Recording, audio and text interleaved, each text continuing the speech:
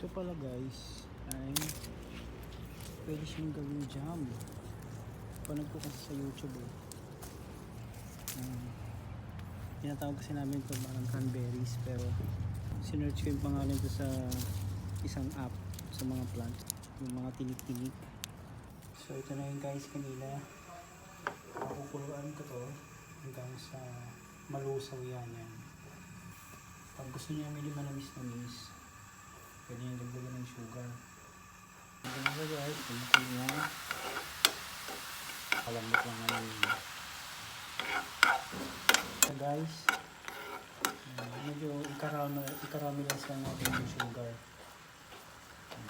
Ganda ng kulay niya. Para siyang purple red.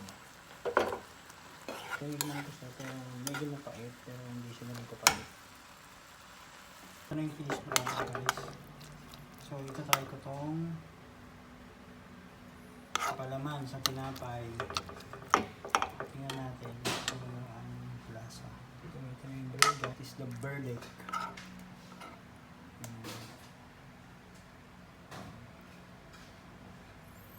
Medyo may buto-buto ito guys pero pwede nyo naman hindi kagatin.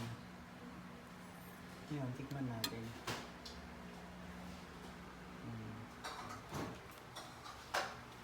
Kung trip nyo to guys na gawin, pwede naman kaysa bumili kayo ng mga palaman sa labas, sa palengke.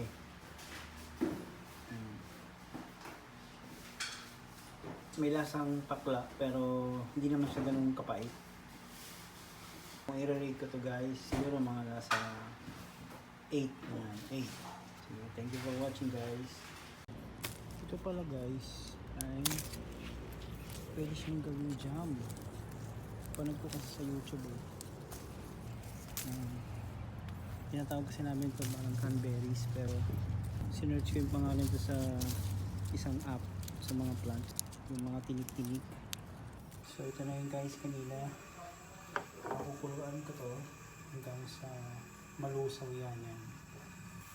Pag gusto niya medyo manamis-namis, pwede nyo dagdagan ng sugar.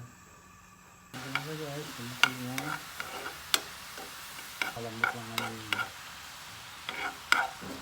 So guys, medyo i-caramelize lang natin yung sugar. Ganda ng kulay niya.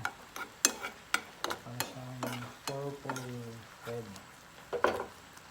Kaya naman ko siya, pero medyo mapait, pero hindi siya naman kapait. Ito na yung finish product guys. So itatry ko tong